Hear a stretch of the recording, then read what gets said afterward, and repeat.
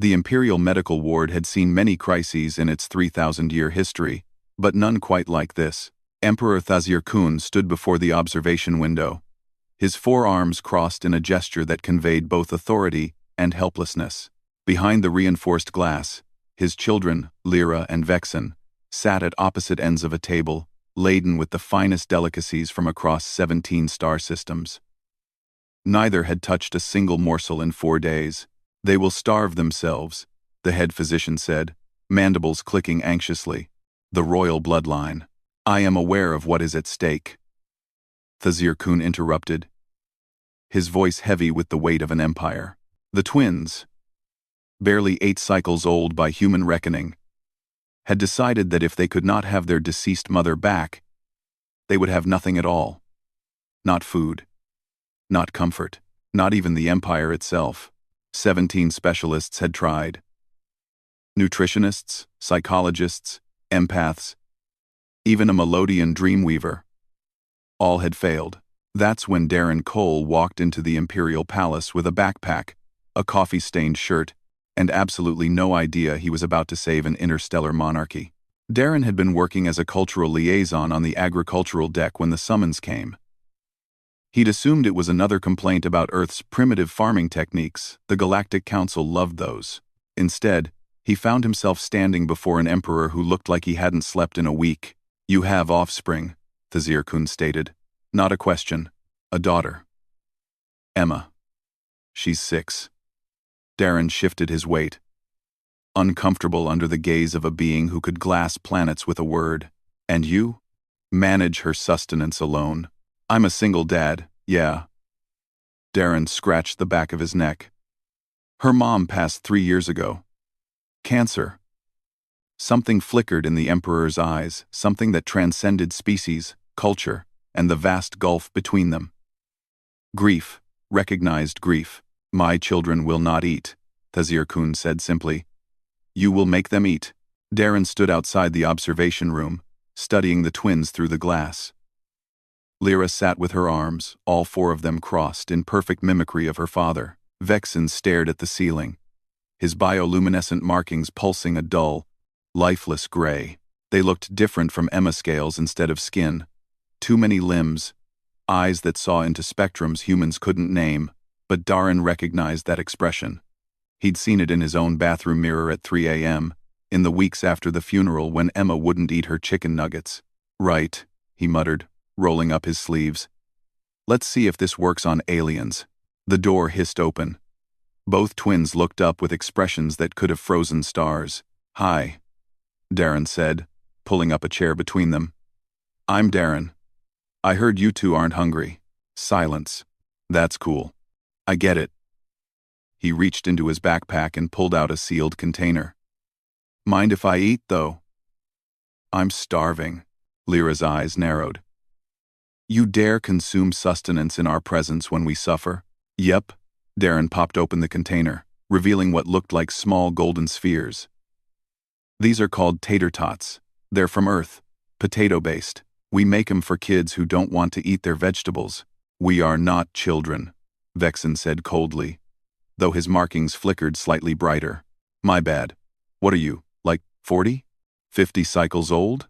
8, Lyra admitted before she could stop herself. "Ah, so basically ancient." Darren picked up a tater tot and examined it theatrically. "Well, since you're so grown up, you probably don't want to play the airplane game." Both twins exchanged glances. "Airplane game?" they said in unison. Darren held the tater tot between his fingers and made a swooping motion through the air, complete with engine noises. "Oh. This is Flight 47 requesting permission to land." "That is absurd," Lyra said, but her rightmost hand twitched. "Completely ridiculous," Vexen agreed, but he was watching the trajectory of the tater tot with fascination. "You're right. Totally beneath you." Darren swooped the tot toward his own mouth. "Guess I'll just wait," Lyra blurted. "How does the airplane land?"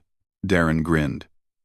"Well, first, the control tower has to clear it for approach. That's the important part. The tower says." He paused dramatically, Open wide for the airplane. He demonstrated, eating the tot with exaggerated satisfaction. Vexen's markings pulsed a curious amber. That seems inefficient. Super inefficient, Darren agreed, picking up another tot. But you know what? When my daughter didn't want to eat after her mom died, this was the only thing that worked. Not because it made sense, because it made her remember that silly could exist in the same world as sad. The air in the room shifted. Lyra looked at her brother. Vexen looked back. Some silent communication passed between them, the kind that twins shared across every species. We miss our mother, Lyra whispered. I know, Darren said softly. And you always will. But she'd want you to keep going. Trust me on that one. He picked up one of the crystalline fruits from the imperial feast table, something that looked like it cost more than his annual salary. He made it swoop through the air. Neo, this is Imperial Flight 1, carrying precious cargo. This is foolish, Vexen said, but his mouth opened slightly. Totally foolish, Darren agreed, guiding the fruit closer. Open wide for the airplane. The fruit landed. Vexen chewed, swallowed. His markings blazed brilliant gold. Lyra grabbed another fruit and held it out to Darren. Now you must be the tower, she declared, the faintest hint of a smile on her scaled features. 3 hours later, the Imperial Medical Ward documented its first miracle. The Emperor's twins had consumed a full meal while making engine noises and arguing about whether starships counted as airplanes. Emperor Thazirkun stood at the observation window, watching Darren teach his children how to make their food, do barrel rolls before eating it. What payment do you require, human? The Emperor asked, his voice thick with emotion. Darren looked up, surprised to see the Emperor there. He glanced at the twins now giggling as they made their desserts race across the table and shrugged. Just put in a good word with my daughter's school, maybe? Emma's been having trouble with the other kids since we moved to the station. Your daughter will have a full scholarship to the Imperial Academy, Thazirkun said immediately, and you will serve as my children's cultural attachment specialist, with full honors. And, Your Majesty. Darren interrupted gently. I just did what any dad would do. No payment necessary. But the Emperor shook his head, all 4 hands placed over his heart in a gesture of deepest gratitude. You gave my children back their ability to laugh while grieving. There is no price that can be placed on such a gift. From inside the room, Lyra called out, Darren, Vexen says space stations can't be airplanes, but I disagree. Darren grinned. Duty calls, Your Majesty. As he returned to the twins, making elaborate swooping motions with a piece of cake. Emperor Thazirkun realized something profound. Humanity's greatest strength wasn't their technology, their adaptability, or even their stubbornness. It was their ability to find joy in the smallest, silliest moments, and to share that joy freely, even across the stars.